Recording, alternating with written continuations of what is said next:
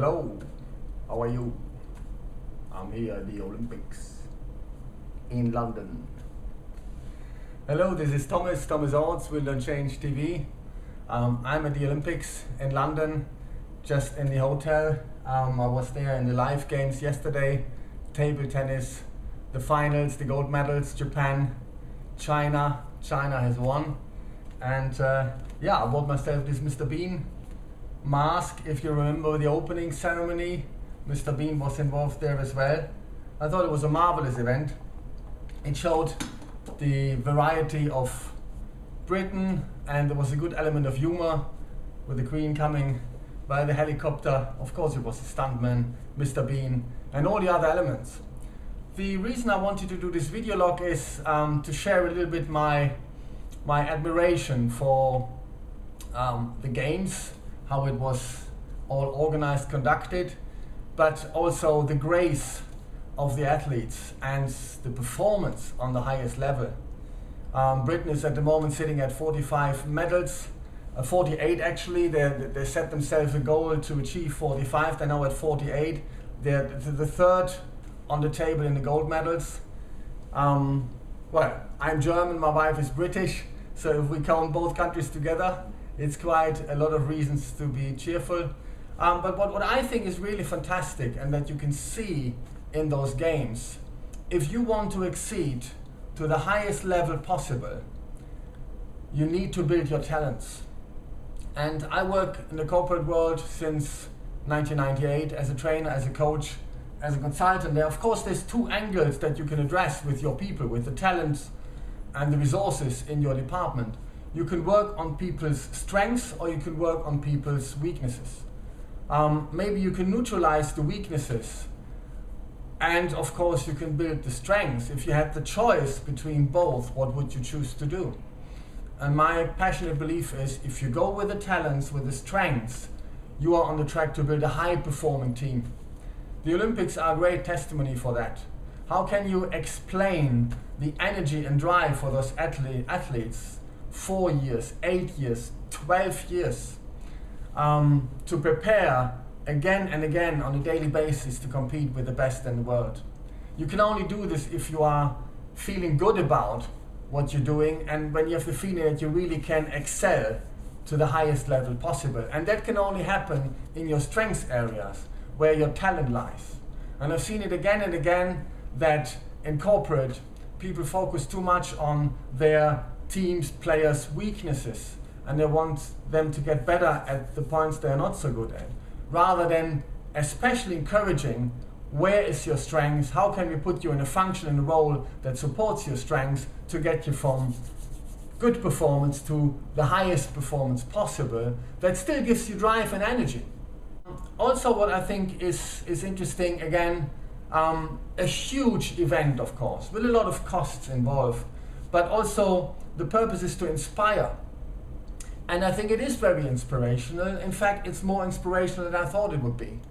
Watching it on the television, being live in the stadium, talking to people, phenomenal that this inspiration for the next generations to come is really there. You can feel it in the air. This is inspirational. Now, if you think about your workplace again, how inspirational is your playground, your business arena? How can you make it more inspirational? What needs to happen for you to inspire the next generation of workers in your company to come through?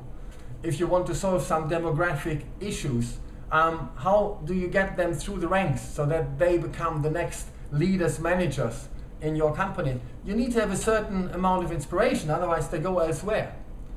And I think that is one of the purposes of these events, to really show what is possible and also convey a message around spirit, inspiration and outlook to the future. So I really enjoyed being here.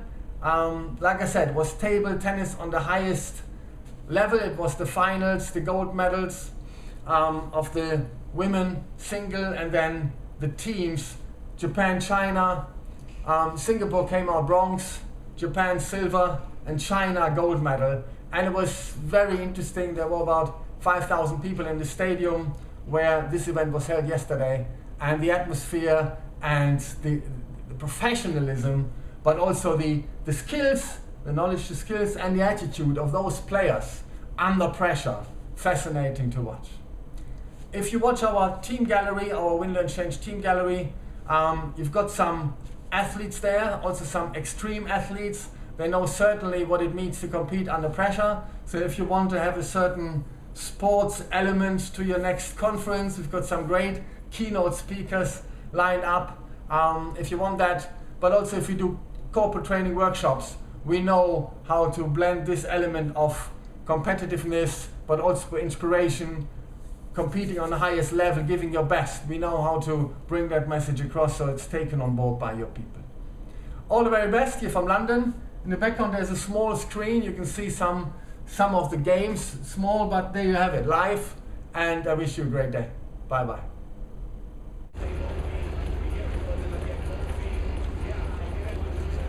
You come nearer to me.